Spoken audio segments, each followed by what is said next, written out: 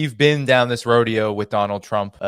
He was president from 2016 to 2020. His West Asia policy was a disaster. He did actually move along this path toward giving Israel the green light for genocide. Now Israel is not only stuck in a long war of resistance, I don't believe Israel can actually win, but also it's having internal problems that are very much connected to this, the utter loss of faith in the Netanyahu regime. But your last word on this. I think it's more than the Netanyahu regime at that point. You're talking about a settler society. This is not a society. These are like people brought from all around the world to serve as actual human shields to the Zionist occupation program. So these people are already in trouble with their existence. And billions of dollars have been spent to radicalize, militarize these settlers of different shapes and forms, and to carry on day in, day out, all sorts of apartheid restrictions and policies towards the indigenous people, the people of Palestine. You've been spending billions of dollars to try to prove that this land is occupiable. And then now you have like around million Israelis. They are internally displaced. The other millions are frightened always, and they are like going to shelters on a daily or a weekly manner. I'm talking about Tel Aviv and Haifa and different parts of quote unquote Israel, occupied territories of Palestine. So in general, the whole point of the Zionism project in the Palestinian lands is not happening. It's all it's all botched. You've been planting this idea of settler society in this land for decades, and now they're all displaced or they're all fleeing. There's more than 20% that have already left because they all have dual passports. And in general, the economy is crumbling and the sense of security is not okay. How can you even convince more and more people from around the world to come and serve as settlers and human shields when all this that Elijah has been speaking about, this pariah is more notorious now for the actual crimes against humanity? I think the whole point of Israel, of having this land taken from the Palestinians, the whole point is not even justifiable at that point, and it's a matter of time before the dismantlement of this regime happens. So it's not about Netanyahu. I think at that point, Netanyahu is going to have to choose. It's either he steps aside or he even facilitates and even makes it catalyzes the whole Israel dismantlement. This is how I see it. Elijah, you had commented on Abdul Khalik Abdullah, who had this to say about Trump's victory. He said, bad news for Tehran and its proxies. Netanyahu is a big winner. Now time to go after Iran's nuclear facilities. I wanted to bring that up in the context of, we know that there is the potential for the strike back from Iran to come. Elijah, will Iran strike back? And if it does, do you see that now that Trump is going to become president, we will see this go even further than what has already transpired? Well, we have seen that Iran was capable of striking Israel twice in retaliation to the Israeli violation of Iran's sovereignty, by first attacking and destroying its consulate that protected by the United Nations status in Damascus, and a second time by assassinating a Hamas leader as a guest in the capital, Tehran.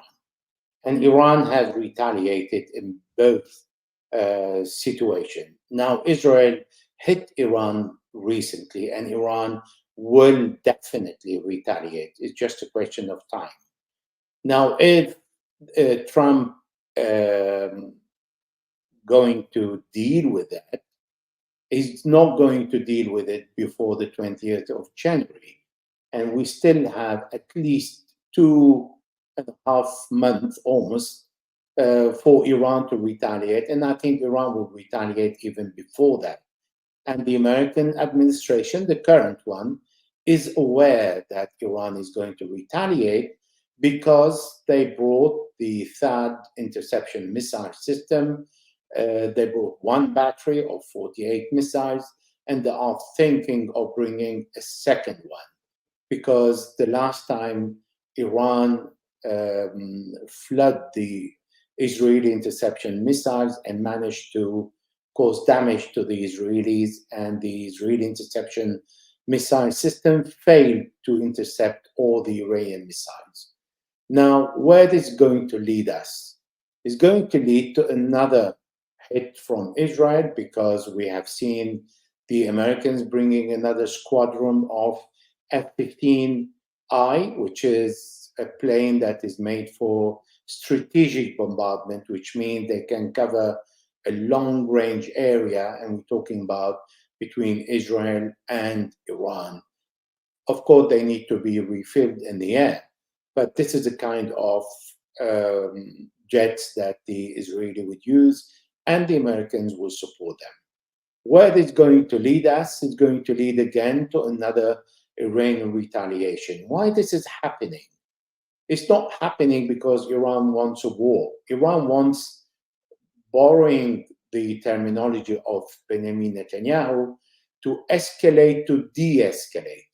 So Iran is saying, I am not going to allow you to destroy Gaza and to destroy Lebanon and just sit and watch.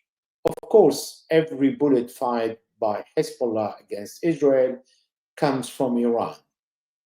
Nevertheless, Iran is not going to allow the Israelis to defeat Hezbollah or to destroy Lebanon and just sit and watch and do nothing about it.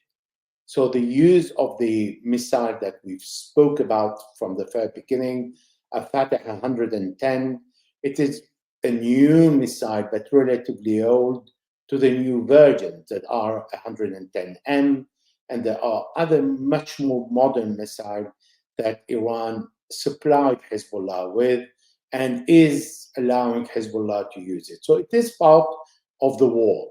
Therefore, Iran will participate even further and continue this exchange of bombardment between Iran and Israel to make sure that Israel feels under pressure and not getting away with what Hezbollah is doing from the border, when Hezbollah is not willing to attack the civilians as Israel is doing.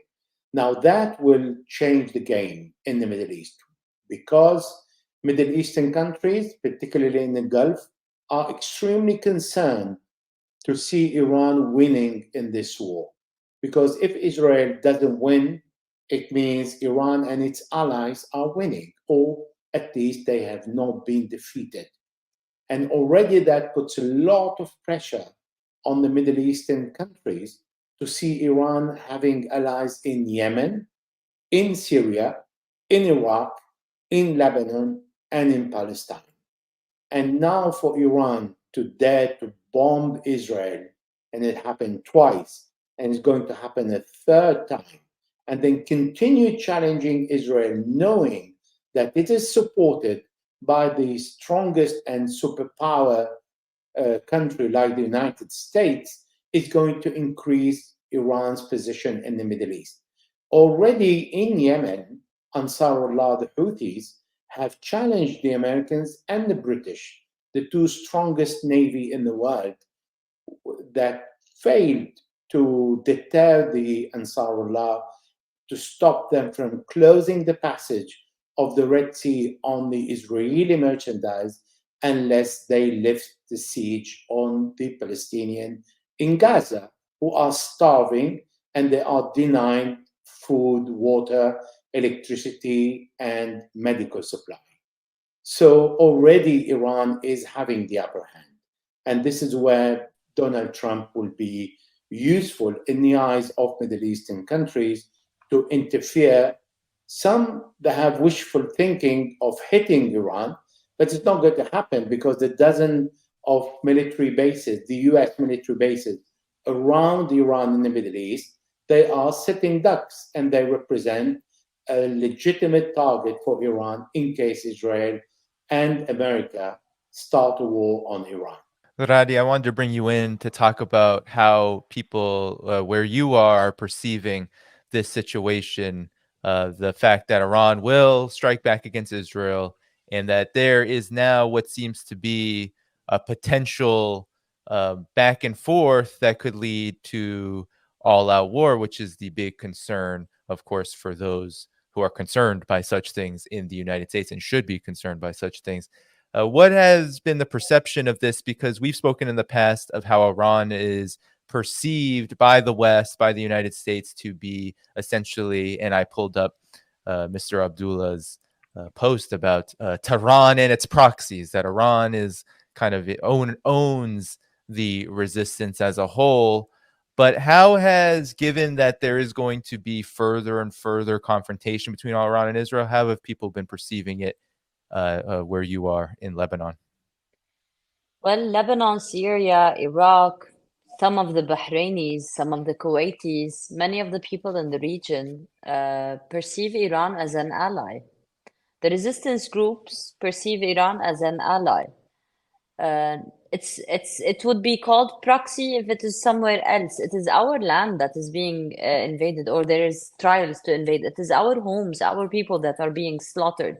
It's not about Iran to us. Iran is an ally. I think the people are always very excited when Iran steps in. Some of the people in Lebanon and in Syria and in Iraq and in Palestine want Iran to be even more involved, knowing that Iran is a strong, capable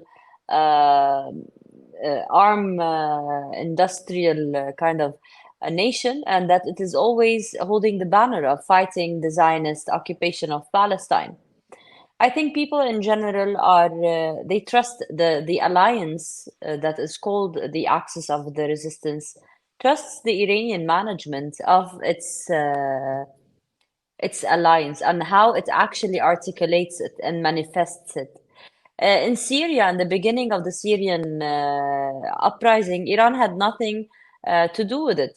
2 years later, when there was the terror groups, then when the ISIS started, Iran was there, and Iran did what it needed to do in order to stand next to its ally at the time, the Syrian governance and the Syrian president Bashar al-Assad.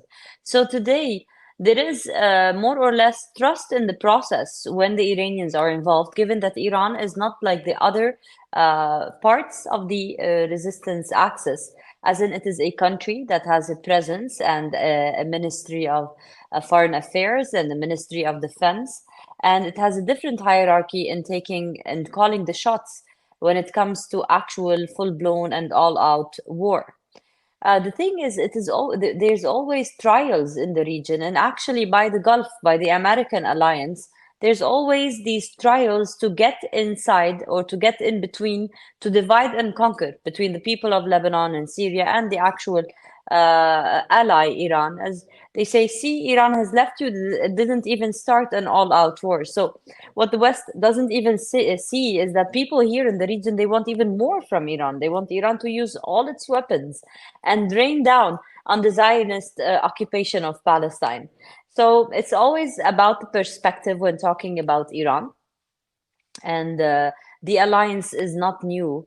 And in its history, the Islamic Republic of Iran has never stepped back from any alliance. It always kept its promises and its bridges with the peoples or groups or actual nations. This is why there is actual trust. Perhaps Elijah, as we begin to close here, I heard you on a program talk about, and I think this could be extended to the entirety of the resistance, on a program with Norman Finkelstein, talk about how the Palestinian resistance has never put up a white flag throughout the entirety of this genocidal onslaught that they are facing. I wanted to ask you if you could sum up the state of the axis of resistance as we move forward here, with that in mind, because I think it is a fitting metaphor for this entire situation that West Asia finds itself in, where you do have resistance that is not at all ready or willing to put up a white flag, no matter how brutal the opposing side, the Israeli and U.S. side, become and get? The problem today, the Israelis and their allies are facing is the defeat or the impossibility to reach the stated objective from the beginning of the war. With the war in Ukraine and the way this war is going, it shows that the US hegemony is starting to lose momentum. And with the Israeli doing against the resistance in Palestine and in Lebanon, supported by the United States, the UK, Germany, and all the rest of NATO members, not managing to occupy 364 square kilometers in Gaza, where people used to live for decades in the open-air concentration camp, and then moving toward Lebanon, setting the objective to occupy 500 square kilometers between the Lebanese borders and the south of the Litani River, it shows that the almighty armies cannot win a war and can be challenged. Now, undoubtedly, the Israelis have the most formidable army in the Middle East and the 14th strongest in the world, supported by the superpower that is the United States of America, and all the warehouses open, the intelligence support. Israel is part of CENTCOM, the Central US Command in the Middle East, enjoying the support there. More than 6,000 flights were offered to the Israelis and were engaged in the battle in the last 12 and a half months, of which only 20% conducted by Israel and all the rest by the Israeli allies that are supporting the Israelis, guarding the Mediterranean, guarding the Red Sea, trying to intercept all the missiles and the drone, and yet failing to give Israel the upper hand. It's because Israel is fighting the people, and people cannot be defeated. They can be squashed, they can be cornered, they can be tortured, they can be killed, but they cannot be exterminated. The Israelis tried in the last 78 years to do so, and they have failed. And now they are trying for the last 12 months to do the same in Gaza and in the West Bank, and they're not succeeding. And they thought they have defeated Hezbollah by killing the Secretary General, destroying what they thought all its warehouses, killing the first line of command, and then starting the ground invasion. And yet they did not manage to cross, which they can cross, but can they stay again facing these challenges? Because the soul of those who own the land fight in a different way from the occupiers who are coming to take and grab the land or to destroy it and leave.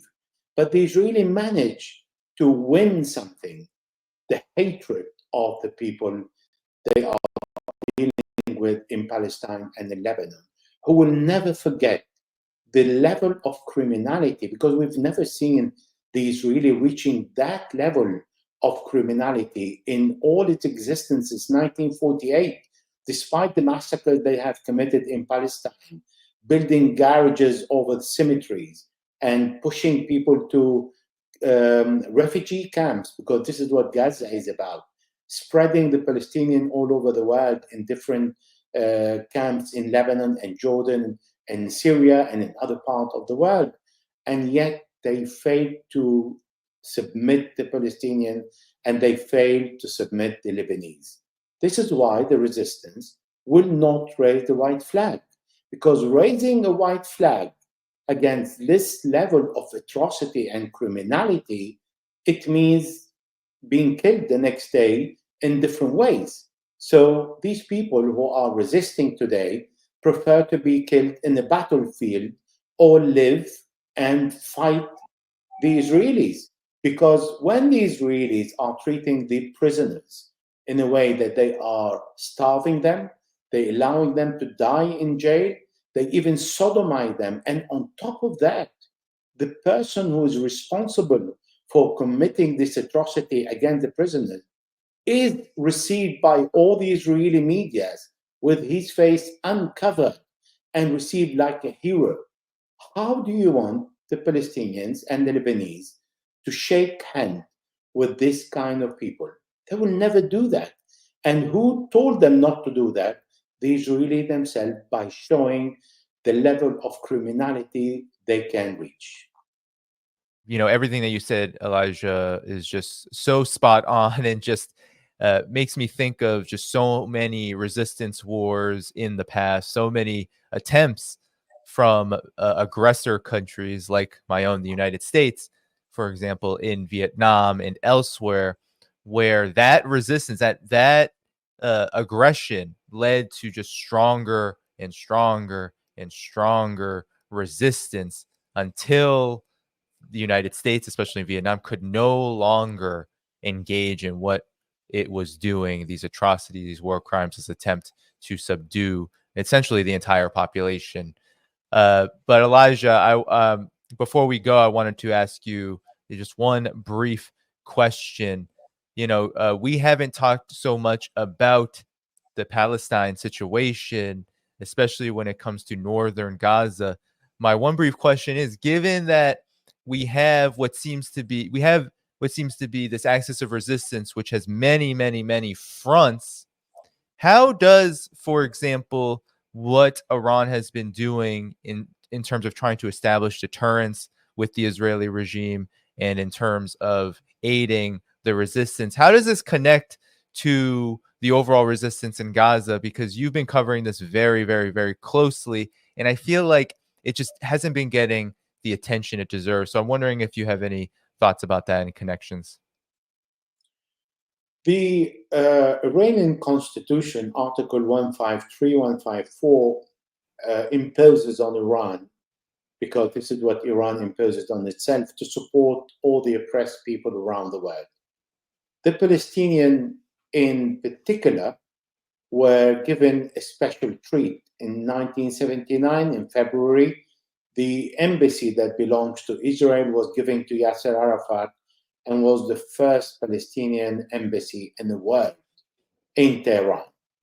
Now, although the Iranians disagree with the Palestinians to have a deal with the Israelis, because the Iranians consider the Israelis are untrustworthy, and the Oslo Agreement 1993, 1995, Oslo II, and the promise that the Palestinians will have their state in 1999 proved that the Iranians were right, and the Palestinians hoped to establish peace with Israel, but they were cheated by the Americans, who are not a good partner for peace, and by the Israelis, who have no intention to give them a state.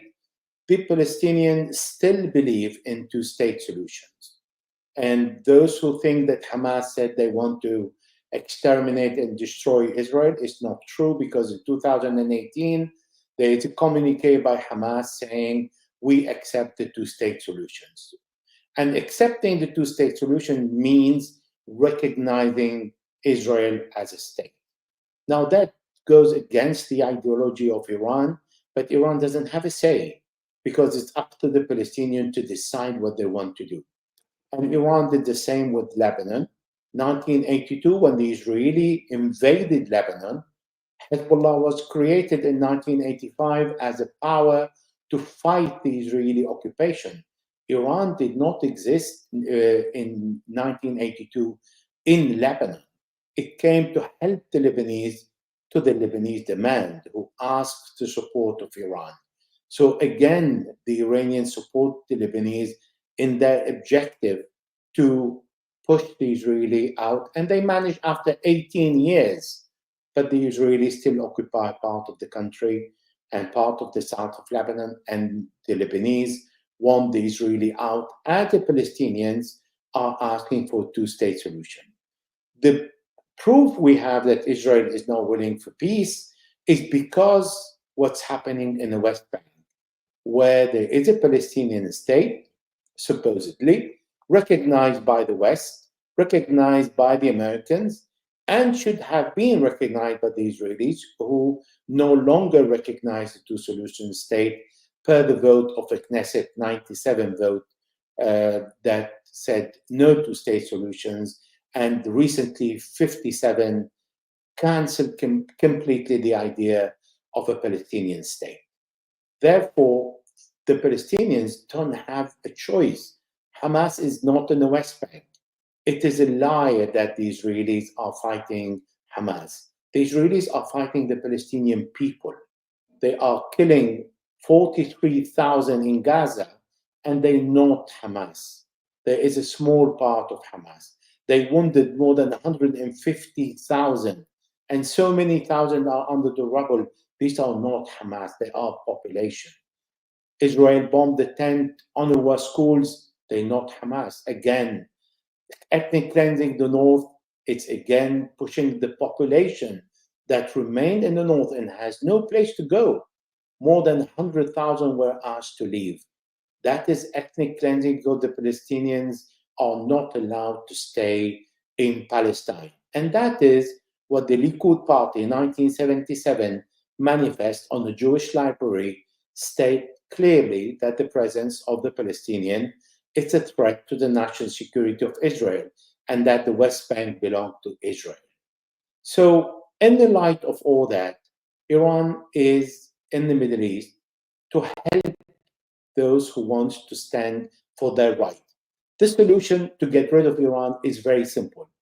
For Israel to stop its aggression and killing of the civilian, to give the Palestinians their right, to give the Lebanese the land that it is occupying, respect the integrity and sovereignty of Lebanon and Syria, and stop its warmongering and stop being given the free hand to do whatever it wants and being unaccountable. That is the problem. We have today in the West a moral quandary between our loyalty to the US or the value that we have lost. We don't have values anymore. We don't respect international laws. We don't believe in one standard to everyone, but we have double standard. And the level of hypocrisy has reached an unprecedented level that we can no longer pretend to stand on high moral ground. We've lost everything only to protect Israel, a nation that is accused of being led by war criminals, and everything they're doing is massacring the civilians. This is how our role is in killing the civilians, in contributing. We are partner with Israel with everything the Israelis are doing.